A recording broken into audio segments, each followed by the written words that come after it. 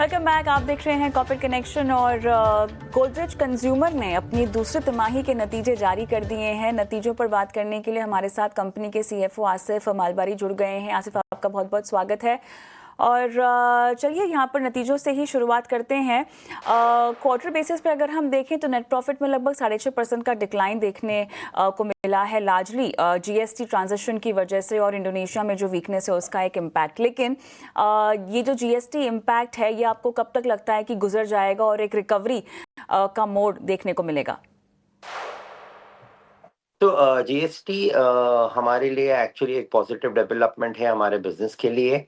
And हम definitely expect कर रहे हैं कि क्योंकि रिड्यूस जीएसटी के लिए कंजम्पशन के ऊपर एक पॉजिटिव बूस्ट आएगा।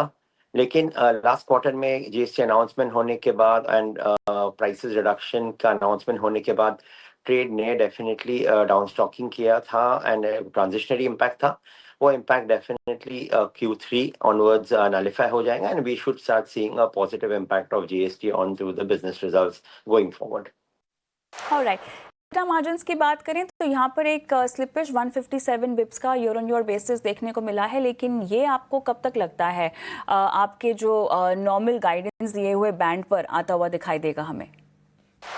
Q3 onwards हमने गाइड किया हुआ है कि हमारे EBITDA मार्जिन्स हमारे नॉर्मेटिव बैंड जो 24 से लेके 26 है उसके अंदर आ जाएंगे। And hence definitely next couple of quarters हमारा प्रॉफिट ग्रोथ हमारा रेवेन्यू ग्रोथ से हायर होगा। We will be able to grow profits ahead of revenue. Yeah we do see the profits kind of being strong going forward. Underlying volume growth अगर हम देखें तो लगभग 3% के आसपास, थोड़ा सा बिलो एस्टिमेट दर्ज हुआ है। लेकिन अब आपकी वॉल्यूम ग्रोथ एक्सपेक्टेशन क्या होगी बाकी बचे दो तिमाहियों को लेकर? वॉल्यूम ग्रोथ जो हम नॉर्मली इंडिया के लिए गाइड करते हैं, हमने बोला हुआ है कि ये हाई सिंगल डिजिट के तकरीबन रहेगा। We do expect that we will be in line with the guidance. चलिए, इंडोनेशिया की तरफ से अगर हम देखें तो यहाँ पे थोड़ा सा डिक्लाइन पोस्ट होता हुआ लगभग 7% का कांस्टेंट करेंसी सेल्स में। लेकिन ये जो कंटिन्यूड स्लो डाउन है ये और कितना गहरा सकता है, या किसी भी तरह का टर्न अराउंड का कोई भी सिंबल या साइन दिखाई दे रहा है?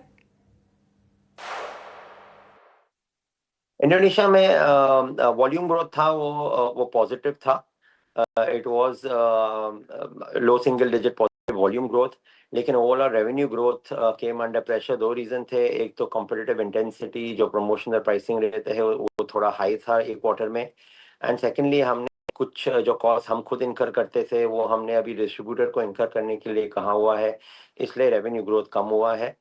कुछ महीनों में डेफिनेटली ये नॉर्मलाइज हो जाएगा and hence we do see Indonesia get back into growth very soon. चलिए, काफ़ी सवाल आपसे पूछना चाहेंगे। अब यहाँ पे स्ट्रैटेजिक रैशनल, क्योंकि यहाँ पर मुश्ताक को एक्वायर करने को लेकर अब बातचीत जो है ये किस तरह से आपको लगता है कि ओवरऑल मेंस ग्रूमिंग पोर्टफोलियो को एनहांस करेगा? आगे इसको लेके कोई रणनीति जिसके बारे में आप बातचीत कर सकें? मुश्ताक इज एक्चुअली एक बहुत ही strong face wash brand. It is a men's face wash brand and it is extremely strong in that segment. It is the number 2 men's face wash brand in the online segment.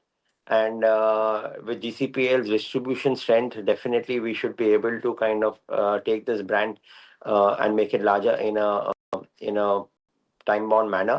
And hence, it's a very, very interesting acquisition for us. It's also one of the few profitable online brands, which makes the acquisition extremely interesting. अच्छा लगा आपसे बातचीत करके, धन्यवाद। आपने आज समय निकाला और तमाम नतीजों के फ्रंट पे हमसे बातचीत भी की आज। आसिफ, धन्यवाद। और कॉर्पोरेट कनेक्शन